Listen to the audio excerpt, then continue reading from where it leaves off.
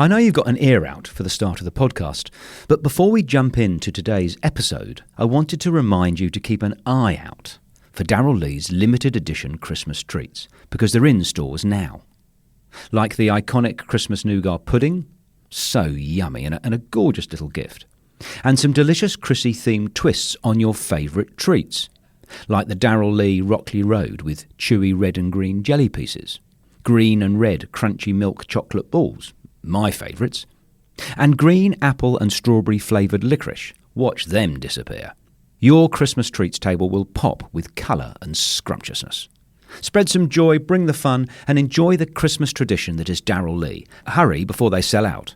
Darrell Lee makes Christmas better. Looking for a new career? Welcome to Do HVAC Training Service Center in North Charleston. Enroll today in our comprehensive HVAC training hands-on field experience-based program, covering troubleshooting, maintenance, installation, and more on various HVAC systems and ductwork. We offer EPA and NAEC preparation and testing, along with various certifications. Enjoy payment options. Achieve certification in under 5 months. Enroll now for your new journey of skill development and career advancement. Log on to dewhvactrainingsc.com to inquire. This is The Five of My Life with me, Nigel Marsh. The series where I talk to notable people about 5 of their defining things.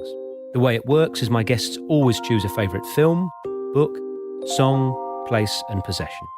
They tell me their choices in advance so I can research them, but they don't tell me why they've chosen them. That's the subject of our conversation. The reason I devised this series is I wanted to create a slightly different way to gain an insight into the real lives and thoughts of prominent people.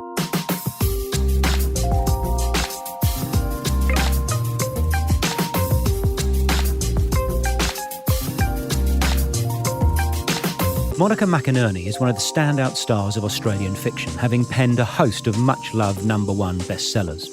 Every bit as warm, wise and engaging in person as she is on the page, in this conversation we shed some tears and share some laughs as her 5 choices reveal the childhood and stories that shaped her.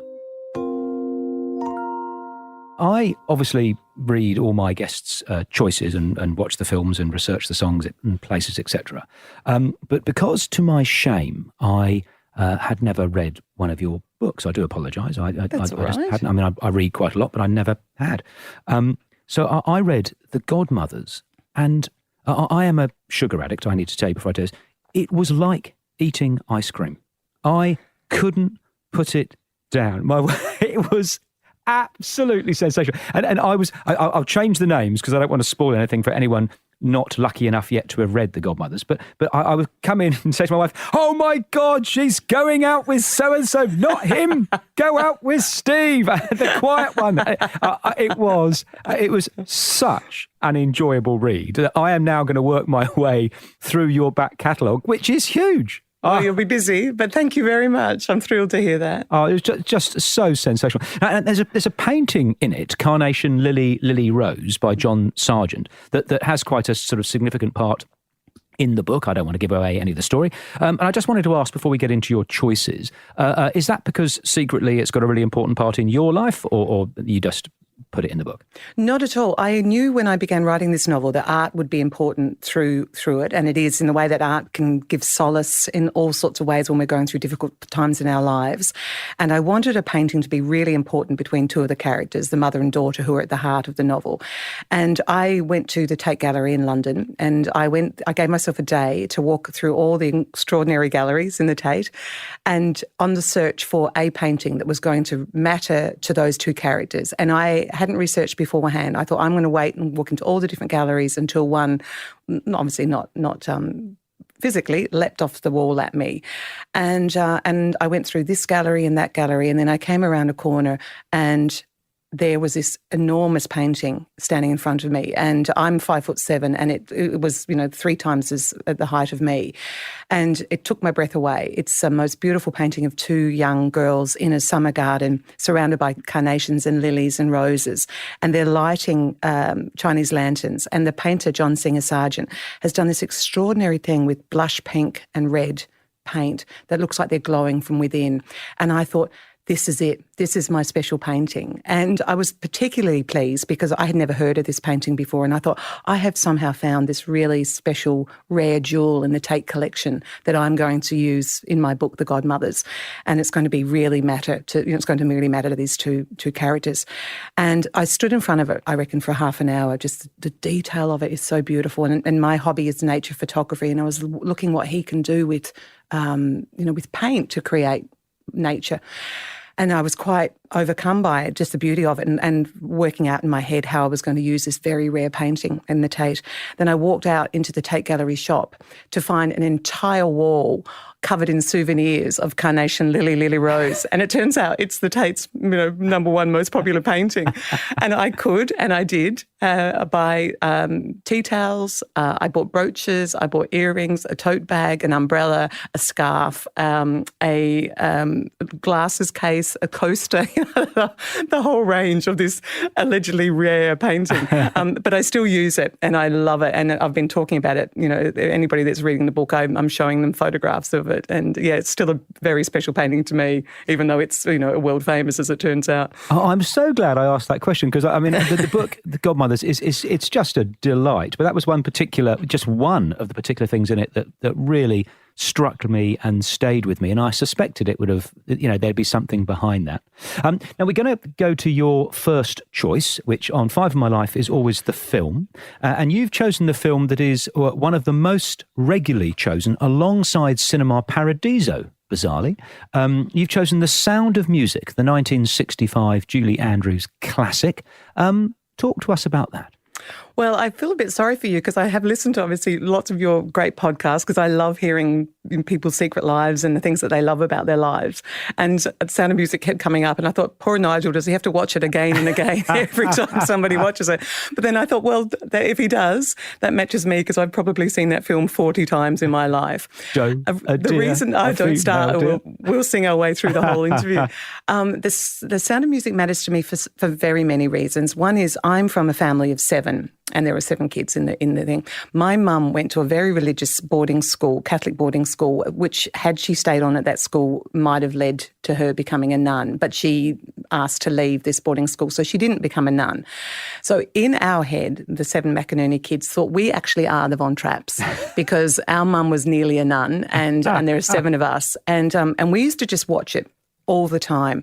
And I also had a couple of special connections with it that growing up, my mum, the way that kids do, and particularly the 7 of us, we'd say to mum, not graphically, but, how come we got born? How come, where were you? And mum always told me that her and my dad went to see The Sound of Music and were so swept up in the romance and the beauty of it and this incredible love story that it's at the heart of it, that they were overwhelmed with affection and came home, and 9 months later I was born.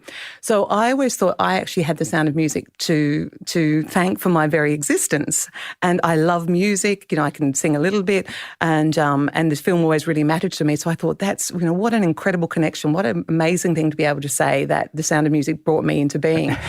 Except when I turned 20, I was watching a documentary about The Sound of Music, and having watched it, as I said, probably 30 times by that, because we used to just watch it as kids all the time.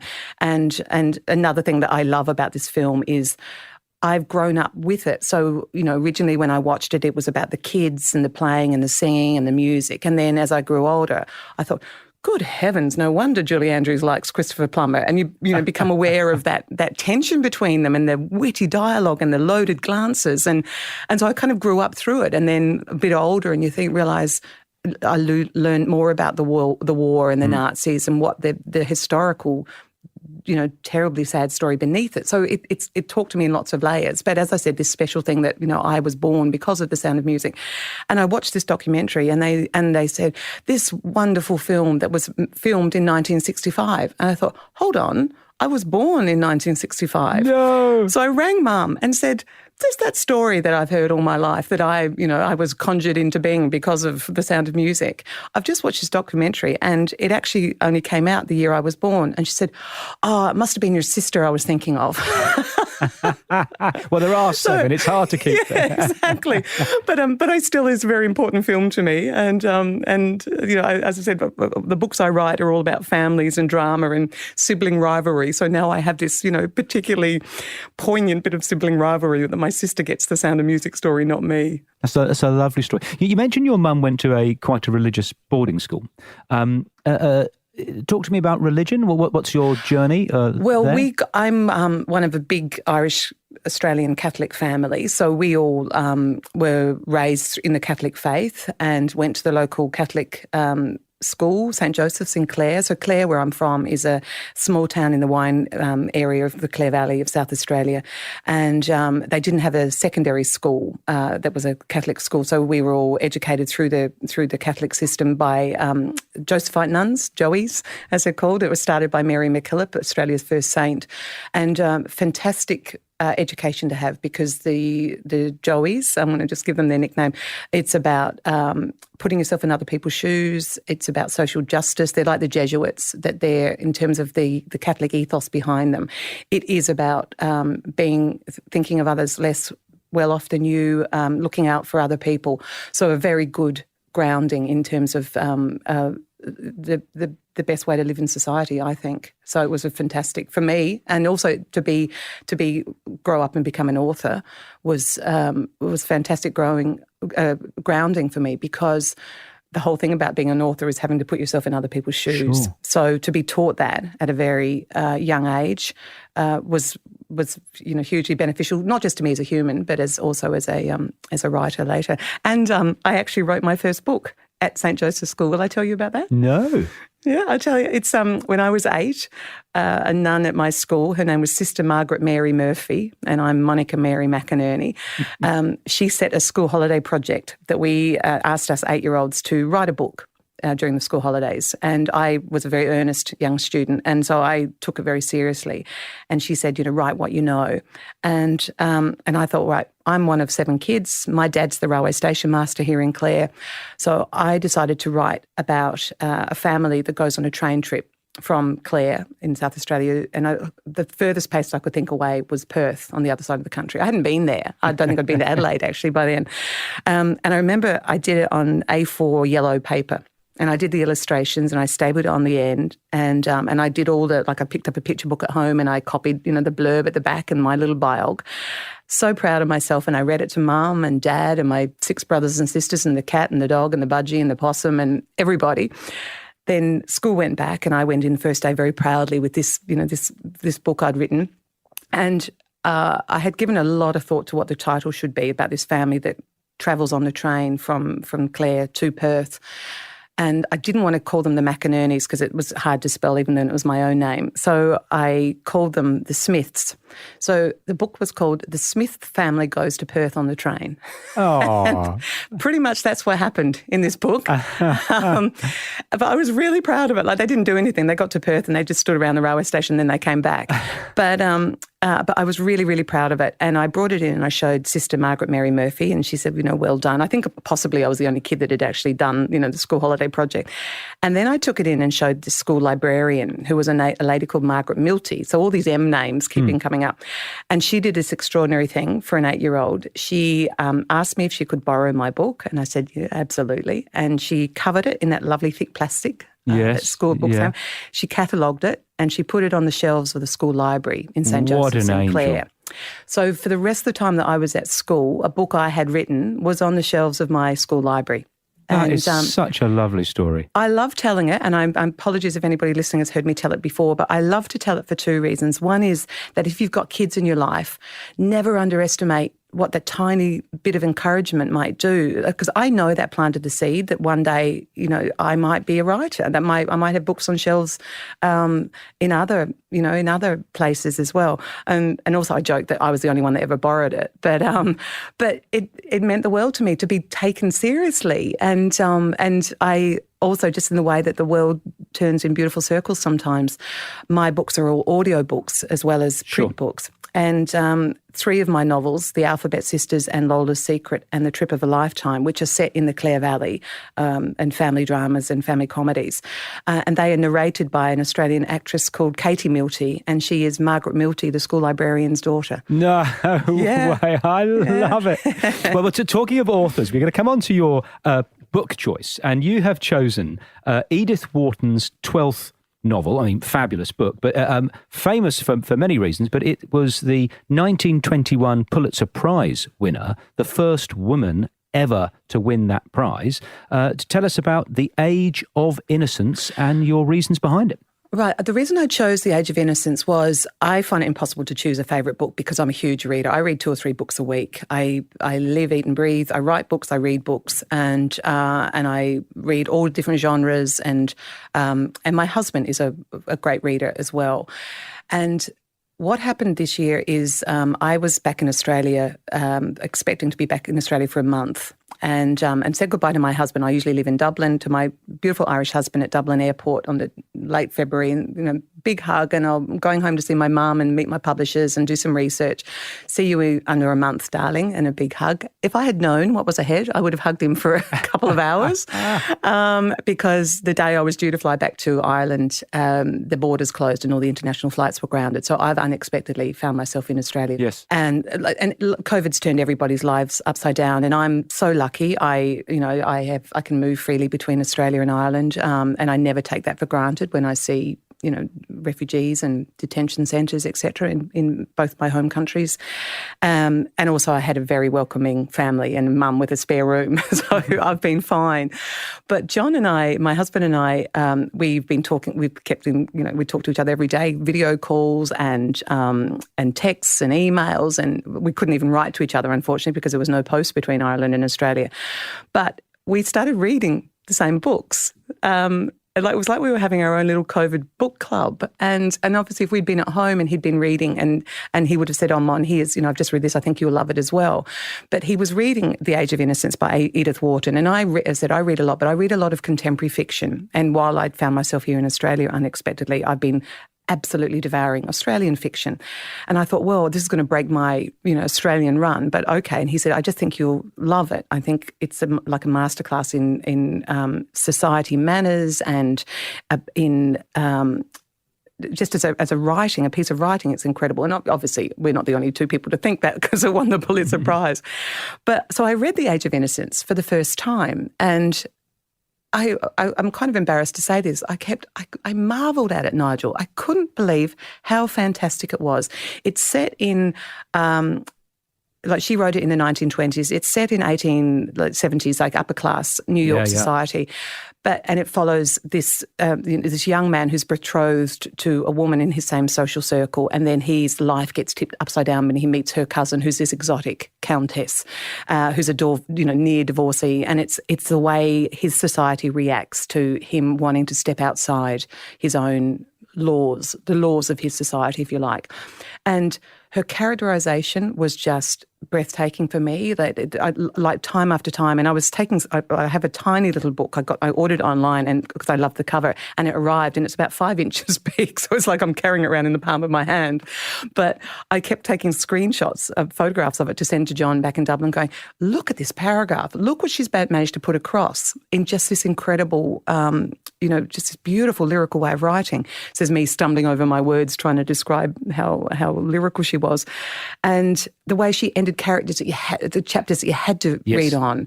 And then she does this extraordinary thing at the end, that it's set all in that time, in the late 1800s, and then she jumps 26 years. And in all of my novels, I'm a lover of epilogues as a reader and as a writer, that always think when you finish the story, but then what happened? Mm-hmm. And she does that, and she does this miraculous thing with her writing that she even switches from the I'm standing stiffly as I'm talking to you, that the tight little world where they're all watching each other in this New York society, and this and it's it's a very intimate world, but it's global, what she's describing, the way that we as humans keep an eye on each other and we judge each other and we don't want to forgive easily.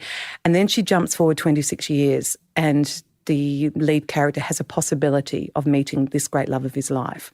And it's modern time, and the language relaxes, and it's all through his son's life, and he's much more casual. And it just took my breath away. And the way that it ended, sorry to interrupt, but I'm so pleased you mentioned the ending of that book, because he doesn't go up to see Ellen, the love of his life. He hasn't seen her for 25 years, whatever. But he says something that I'd like to ask you about, because he says, it's when the son says, why on earth didn't you go and see the love of your life? You haven't seen her for 3 decades and she's upstairs. He said, it's more real to me here than if I went up. If I went up. And I wanted to ask, just because you're such a prolific, loved author, is how much do you live through your imagination? Like I imagine winning Wimbledon with a broken arm and everyone cheering and, oh, Nigel, you're a hero. But no, I don't write a book that people buy. Is how much do you put things in your books that you sort of live through your imagination? Does that make sense? 100% I do. I mean, that's the beautiful thing about being an author, is that you get to live vicariously through all of your characters. And I do it as a reader too, like just to finish on The Age of Innocence, like that ending. What a fantastic ending, because as a reader, you read it and he doesn't go up, but then the book's finished. But maybe the next day he went up. That's right. And I love to finish, like I don't describe my novels as having happy endings, but they have hopeful endings, because I put all of my characters through the ringers, and in different ways, emotionally, sometimes physically. I put them through very difficult family situations, personal situations, because I want to test their mettle. I want to see, I'm very interested as a human being and as a writer, as how we're all shaped by the big traumatic, devastating events in our life. Because I believe, like personally, I am shaped entirely by grief and love. That's what's made me. I grew up surrounded by solid family love. As I said, I'm in the middle of a family of 7 kids. We all knew how loved we were. And we had a very safe childhood in a gorgeous country town. But of course, as I've got older, it's like trying to travel through a meteor shower. I've had them flying at me. I've experienced, enormous grief from the death of my father, which still shakes me. That's 20 years ago. And lots of personal sorrows, and families, friends going through, devastating times. And each of those shapes you in some way. Like I like to describe it that if I was a tree and you cut me in half, you'd see in the rings, that was a good year, that was a bad year, that was a bleak year. And my books spring from inside me, so they draw on those sad times or those good times or those bad times. And that's the beauty of being an author and having, being able to have all these characters living these different lives, that I can bring my characters through those terrible sad times like I've had myself in my life. And then bring them through and say, it's going to be okay. You're a different person now than you were before you went through that, but you're okay because you've either lent on another person or somebody's unexpectedly come into your life, like it does in real life, and you'll be okay. You'll never be the same person again, but you'll have a richer life because of it, richer emotionally than financially. And so I think because I describe that I don't write factually autobiographical books, but I write emotionally autobiographical books. And I know that writing these big stories about people getting through life has helped me get through my own life in the last 25 years since I've started writing fiction. It's wonderful, wonderful hearing you. And I love that distinction. I love the distinction between a happy ending and a hopeful ending. I haven't heard it expressed like that before. And I'm dying to talk to you about the specifics of the plot of The Godmothers, but I was so bloody happy at the end. Good, but don't say anything. I did a double fist pump. Woohoo! Thank you, Nigel. I'm glad. Now, we're going to add to the 5 of My Life Spotify playlist the first ever Celtic folk stroke rock music song. Now, you have chosen the penultimate track from Moving Heart's debut album, the band that features the sensational Christy Moore, one of my all-time favourites. You've chosen Lake of Shadows, but before you tell us your story, do you know why it's called Lake of Shadows? I do. Well, I know as Loch Swilly, which is what. Now you tell me what your story is. So the story, why the band? This is an interview that Christy gave, which was hilarious. In your honour, I've been watching YouTube clips and blah blah blah, and I watched one concert where he introduced. I know what you're going to say. And he said we were writing a song, touring around, blah blah blah, and we were staying in a hotel in Donegal. And the hotel was called the Lake of Shadows. So thank Christ it wasn't called Holiday Inn. I love that story. I've seen them introduce that as well. This song is very special to me for lots of reasons. So Lake of Shadows is, indeed, it's a hotel in Donegal, and it's the lake in question is Loch Swilly, and which is a beautiful area of Donegal. And I first heard this song. My first job out of school so I did my matriculation, my year 12, and then I moved to Adelaide from Clare, and through various different chains of events, I got a first job on the Here's Humphrey children's television show, and which has been running as long as I've been alive. And it features basically a 4-year-old bear, so it's a man in a bear suit, called Humphrey B. Bear. And this was my first job out of school, and it was just the most fantastic. I think that kind of set my life in train as well. You're not being fully honest, because the detail is you were the dresser. And it was a bear, for Christ's sake, who doesn't wear clothes. Doesn't wear pants, I know. And people are very rude because when I say I was Humphrey B. Bear's wardrobe girl, and they say, well, yeah, hard job with his waistcoat. But I had to get a lot of costumes for him because we believe you. Thank you. And well, then you're going to be even ruder because then I went on to write scripts for Here's Humphrey, and Humphrey doesn't speak either. And so they were sort of saying, well, that really pushed the boat out too, that, Humphrey gesticulates. But there were humans around him. But I remember this day, Nigel, really clearly. I was in a studio, so we used to record 5 shows really quickly in a couple of days, and then we'd do outdoor filming as well. And I was walking across the Channel 9 studios in Adelaide with a handful of costumes that I would have been dressing Humphrey in later. And every now and then the sound technicians would test the songs that they'd be using as soundtracks to different films. And the studio suddenly filled, so it was a dark studio, and the studio suddenly filled with the most incredible song I thought I'd ever heard. And it was Celtic, but it wasn't. It was traditional Irish music, but it had like a rock and roll beat. It had kind of a jazz thing happening as well. It had saxophone. It had this instrument that I had never heard that was like a cry from somebody's soul, which I later learned was the uilleann pipes, the amazing Irish wind instrument. And I stopped still in the studios and thinking, what is that? What is that music? It felt like it had gone straight into my soul. And I'm of Irish descent. My great-grandparents and grandparents on both sides were Irish, and we'd grown up in this Irish Australian Catholic tradition. But I never had heard of this. And I remember I went up to the sound booth and said, what is that? And this guy said, oh, this song came out last year, some Irish band. He says, some Irish band, and it turns out, as you say, it's Christy Moore, Donal Lunny, David Spillane, all these legends of Irish traditional music playing. And this is an instrumental. And I think it's got Christy Moore and the Bowron, which is the beautiful Irish hand drum. And I played it and I played it. I bought it. I had to go to a shop and get a single and put the single on the record player because I'm so ancient. I'm 55. This is what we had to do, young people.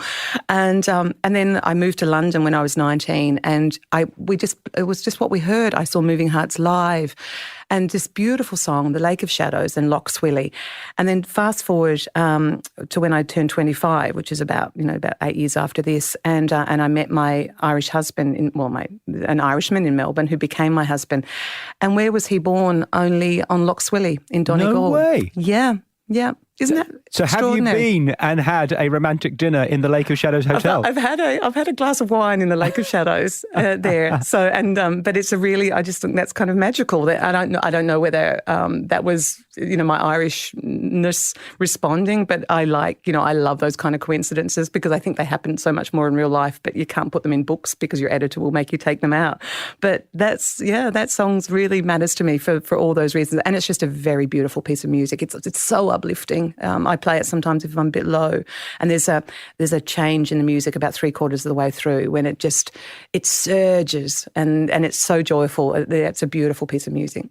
Now you mentioned coincidences, and I was telling my wife I just adore the story, and it might not be true, so you can put me right, about how you met John. Where, I was laughing where some psychic says you're going to meet, an Irishman. He's going to be quiet. He'll be 10 years older than him and you'll meet him at 25. And at 25, you met an Irishman that was 10 years older than you and was quite quiet. Just fabulous. It's absolutely true. And people don't believe it when I tell it. And again, if I put that in a novel. But sure enough, yeah, when I was 22, nearly 23, a psychic, a friend of my flatmate at the time in Melbourne, told me all those things that, and I was very matter of fact about it because she was very, very down to earth. Like she wasn't all wafty and, we didn't have to have incense burning. She was literally a friend of my flatmates and she came over for dinner and she did a reading on both of us. And it's come true for both of us. And but this one was amazing. And so in my family, this fella that she told me about, that when you're 25, Irish or Scottish, 10 years older, and you've been together in all these past lives, and so this time when you meet, this is the soulmates meeting. And so he instantly became, in my family, he was called Captain 25. And so I rang my 3 sisters and said, great news, get the wedding dresses ready, but He's not here. just yet. Yeah. So I had to wait until I was 25, and then a friend of mine rang up from the newspaper and said, this quiet, sad-faced Irishman has just started work here. And I had turned 25 2 months earlier, so I'd been, where is he? Not very punctual. And I said, how old is he? And she said, I don't know, mid-30s. And I hung up from her and rang my sisters. We've found him. And we've been together ever since, 30 years now. No, I need to know if you have the number of that psychic, because does she do horse races? I don't know. Apparently she found it very difficult. Like it was because so much of what she told people did come true. And I'm still very good friends with the friend flatmate, but I must ask him what became, because it wasn't easy for her because she felt so in tune with what was happening. And I'm quite sceptical, Nigel. Like I wouldn't make a habit of going to see fortune tellers or psychics, and certainly never did after that one came true. And I'm still open, did I make that happen? Because my friend, if she hadn't said that to me, my friend rang up and said, quiet, sad-faced Irishman started, would I have just changed the subject and said, well, where will we go to dinner tonight? But because she told me, am I open to something? I mean, it's such a, but I think there's magic in the world. I do. Yeah, and also things haven't got to have, to be preordained. It's just lovely if they work. Yes, exactly. But I think absolutely, if I'd put that in one of my books, it would come back with a big red pen through it. Come on, Monica.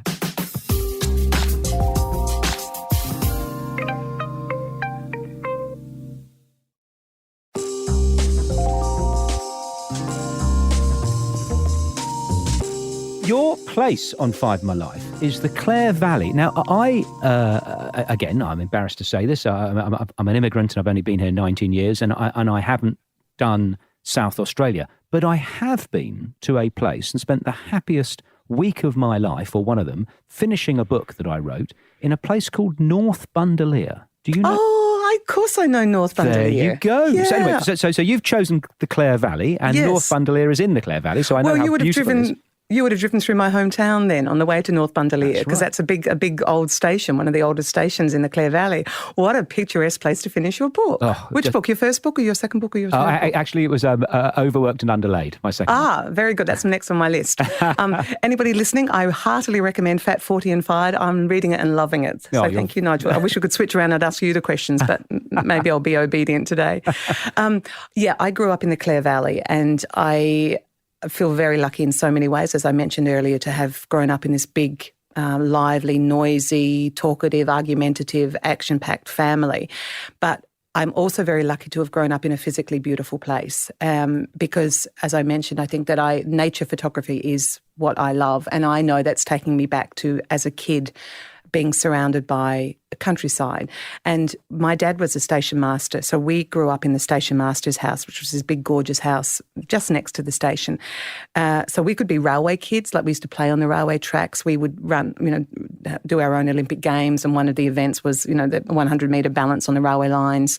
There was a stockyard nearby because the trains would bring sheep and cattle, and the stock market was just up near us, so we would jump over the fences, and that was our hurdles and our Olympics. But we could also just go to the town, so we were a 5-minute walk down to the main street, so we could be country town kids. But across the road from our house was the Clare Hills, so gum trees and all the undergrowth of Australian bush, basically. And we found an old quarry up there. There were creeks that sometimes had water in them. There were spiders and possums and snakes and all of that.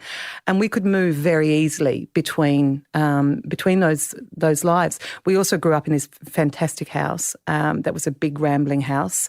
And when Mum and Dad moved there, they had no kids, and then they had all 7 of us.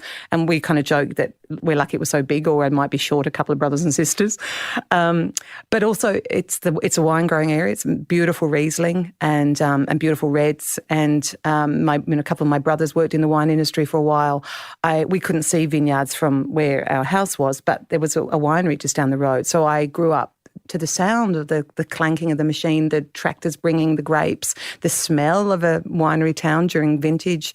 We grape picked. My first job was as a grape picker, paying 10 cents a bucket, which quite frankly is a rip-off. It's slave labour. And so to grow up in a place where your surroundings, like an agricultural area, even though, I said my dad was a station master, not a winemaker or a farmer, but I'm a country kid to my bones, and I still love being back in Clare. Every one of my books I launch at the Clare Town Hall, where as a kid I used to perform in the musicals, and then there's me. Now I'm there, and recently, like Penguin, my publishers are fantastic. They get us lovely drivers to take us places, and it was like a scene from a film. Like this beautiful car pulls up in front of the Clare Town Hall, and the driver hops out and opens the door for me to step out to do a talk in the town hall. My hometown, and it just amused me so much because, of course, the first people I saw as soon as I step out is really old family friends of ours, the Smiths actually, who I named the Smith family go to Perth on the train after, and they were laughing. Says, "Look at you getting out of the fancy car," and I said, "Yeah, look, only for another week, then I go back to being me." And it's just it's a beautiful place. I really recommend anybody to go to the Clare Valley. It's a series of lots of little like villages and towns, full of wineries. The railway line that my dad used to mind as the station master, it got burnt in the 1980s bushfires, and that hastened the end of the railways very sadly. And it was, my dad was a railway man to his bones from the age of 14, and it was heartbreaking for him that it ended. But the railway line is now the Riesling Trail that runs through the whole valley, and it's a walking and cycling path. And when I was there last week, I went for a long walk on my own, and gum trees and the galahs and the lorikeets and the magpies, and you can just lose yourself. It's so peaceful. And loads of the little wineries have cafes attached and restaurants, and you can stay in old settlers' cottages. And I've set 3, 4, 5 of my novels have Clare Valley settings. So it's wonderful hearing you talking about it. But reading about your childhood in research for this conversation, I couldn't help but think about your book choice that was describing sort of society in New York, a world that, for all its faults, was a world that was distinct, but that has now gone. And when I look in at your childhood, the sort of the Von Trapp children, the Mcinerneys, the hilarious story of your wheels are turning when you're shouting at abuse at cyclists. But it just seems so idyllic and innocent and wonderful. And although the Clare Valley now is a gorgeous, fabulous place to visit, it's sort of, I don't think people are going to have your childhood again. They probably aren't going to have the library books delivered on the train and the Christmas Santa and all the wonderful. So I just was reminded of the age of innocence, because your childhood just sounded so delightful. I'm sure it had its problems, but... Gosh, yeah, I hadn't thought of that. That it is actually, it's the perfect title for that. And as I said, I love childhood. I didn't like adolescence. And of course, my family, like every family in the whole world, has been through so many, sorrows and disappointments and dangerous times and scary times, because we're human beings and that's what happens. But I think that's why I hold that beautiful childhood with such love and joy to my heart, because I do think that's what formed me. That and the constant arrival of visitors and family and friends, and interestingly, in a way that with Edith Wharton, with The Age of Innocence, where she's able to portray so much about human life through the lens of that high society. I learned growing up in a small town in lots of ways, in the way that Agatha Christie says, that's why she set so many of her books, because all life happens in an English village. Turns out all life happens in a small Australian country town too, because we had, we might have only had one immigrant family. We had one Indigenous family. We had, one family that lived in terrible poverty. But growing up in that you are absolutely exposed to every factor of life: racism, sexism, ageism, sporting careers, more intellectual careers, having to leave home because there's not jobs in your area. And I think sometimes in a way that if I'd grown up as a city kid, I wouldn't have seen all that those stratas, because, and also that, that stage where we were going to mass every Sunday as kids. And so, we would, all those conversations that happened after that, we were very involved in sport, the musical society, as I said, and just small town life, really. And then Mum worked in the local library, Dad the station master. And so I saw, and I was very curious, eavesdropping kind of a child. I'm curious eavesdropping kind of an adult. And I noticed all of that, really. And I think I still draw on all of that too in my novels and in my writing, that, I saw great sadnesses and marriage breakups of friends. And because in a small town, it's not like, oh, we're going to go off to the cinema and not pay heed to what's going on in the house. And also, I grew up, I really remember lying in bed at night time and hearing Mum and Dad and their friends talking from the kitchen, and the voices coming through and the way that they'd rise and fall. They're really political, like they'd have these great political and theological arguments, and but also a lot of really great storytelling. My dad was really funny and great storyteller. My mum's a great storyteller. And dialogue writing is my favourite part of my books. And I'm sure that's from being, I'd lie there as a kid and I'd, okay, why are they lowering their voices? What's going on? And then you'd hear that roar of laughter and then, a bit argumentative. And I loved, it was like this beautiful soundtrack of voices. And maybe that would have, maybe that's a country childhood too. So I really feel that I was very lucky. There's a wonderful phrase where kids learn most from what they hear from the top of the stairs. Oh, that's very good. Yeah, that's very good. Now tell me, why didn't you like adolescence? I never felt comfortable in my skin. Does anybody like adolescence? I don't think they do they? Brad Pitt. Well, maybe, but now look at him now. See, so that didn't end well. See, I think I just found it very awkward, really. What boys and all that stuff? Or? Yeah, and I wasn't popular, I wasn't popular, and, I didn't have a boyfriend when my friends did, and I sort of felt...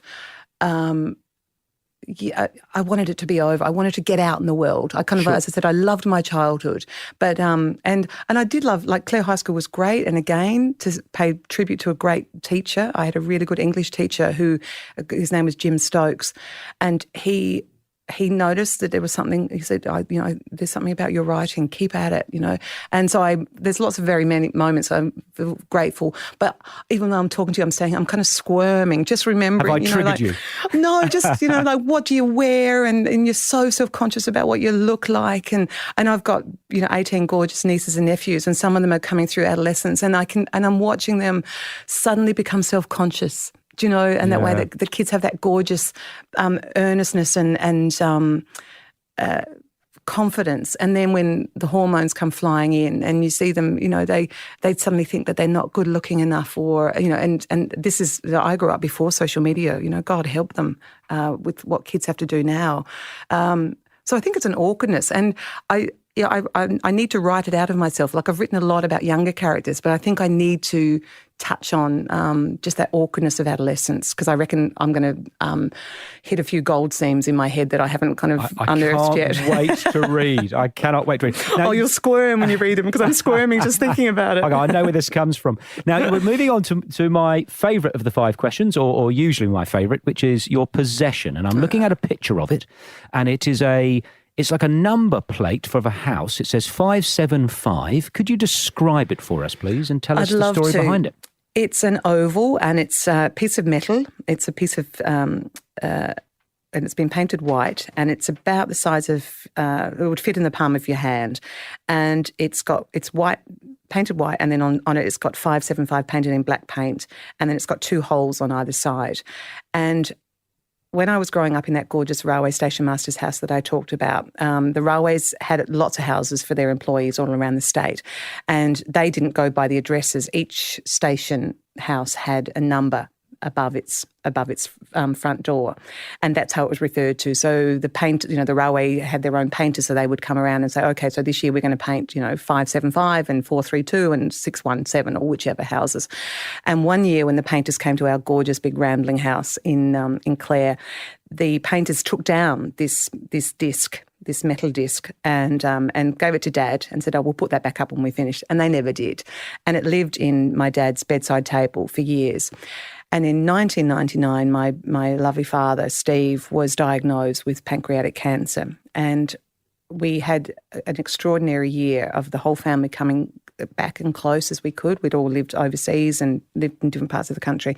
And we came back as much as we could together to have this final year with Dad. We knew there was some treatment, but it was pancreatic cancer, which doesn't have, you tend to get a year.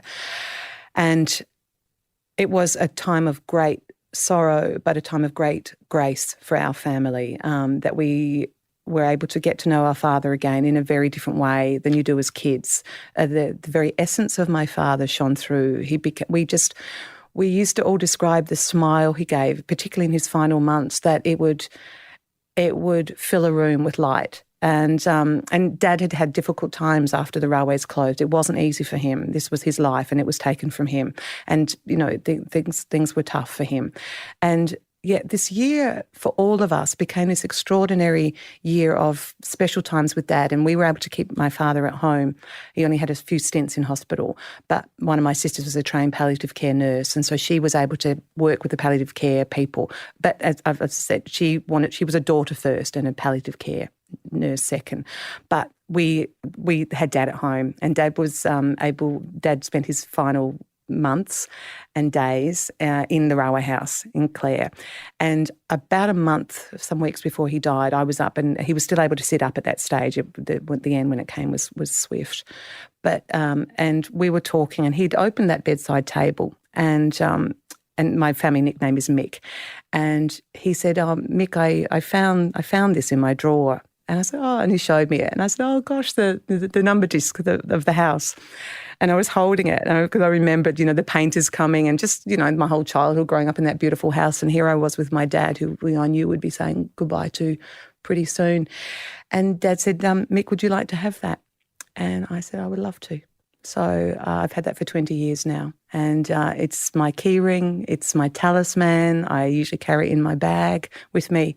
And it means the world to me that it was from Dad. And that was his last gift to me. He's given me many other gifts, I think, interest in people and storytelling, love for storytelling. But that's a kind of a concrete gift from him. Oh, and he died about a month after that at home. He died in the house, in his beautiful bedroom that overlooked the station, and all of us with him. Well, and with two of my brothers were on their way, but we were all physically or spiritually with him when he died in our beautiful house. I find that such a moving, touching story, and yet again it goes to why I love The Fifth Choice so much, because people like yourself come on and they they authentically share. That's a real privilege to hear that story. And what an amazing man! This smile that lights up a room. Gosh, that's a... Oh, it was beautiful. Sorry, now I'm crying. But we all used to marvel at, and we, like, Dad was a big man. He was overweight for a lot of his life. And then what cancer does is it shrinks you to your very essence. And we didn't, we saw a photo recently of Dad about 2 months before he died, and there was nothing to him. He'd been this big man, and it shocked me to see the photo, because my memory of Dad in that last year was, as I said, just this grace and this spirit and this love, and to see that, oh God, no, why were we surprised when he died? Look, there was nothing, he was like skin and bone. But the smile of him, when you'd walk into your room, and I remember saying to him once, I will cry when I say this, that I just said, I love you so much, Dad. And he said, not as much as I love you. And that's one of the final things he said to me too. So, how lucky am I to have grown up with that, knowing that love. Wonderful. This has been such a lovely... I'm sorry to make you cry. I'm wiping my eye as well. Oh, dear me. I composed myself. No, I'm all right. Sorry. So I'm going to force you to do one more question, which is, who would you like to hear on Five of My Life next, and why? Or now I would like to ask you to do lots of people, because I love these conversations. I love anything where you ask people to pick something from their lives. But I would like you to ask a really old friend of mine, and she's a wonderful TV presenter and food writer and food lover. Her name is Maeve O'Mara. And Maeve and I met 30 years ago in Dublin when I was working as a book publicist, and she rang up to talk to one of the authors that I was helping to promote at the time, and 2 Australian accents. G'day. And we met and had a coffee the next day and have been friends ever since. And I know Maeve's children, and we keep in constant touch, and Maeve helped me with the food references in one of my earlier novels. And Maeve has one of the biggest enthusiastic hearts of anybody I know, and she travels the world and she loves the world, and she's about food and family, and she's had an extraordinary life. And I think I would love to hear her answer your questions. So it's as much curiosity in my part, because when you've been friends with somebody for so long, you can't say, tell me again about, that, because you think you should know it by then. So I want you to ask her so I can listen. It would be an absolute pleasure to do that. Absolutely wonderful. Monica Mcinerney, thank you so much for sharing your choices on 5 of My Life. Thank you, Nigel, for making me cry and for your great questions. And it was really great to talk to you too. The 5 of My Life was presented by me, Nigel Marsh. Producer, Alex Mitchell. Sound production and theme music by Darcy Thompson and Matt Nicholish.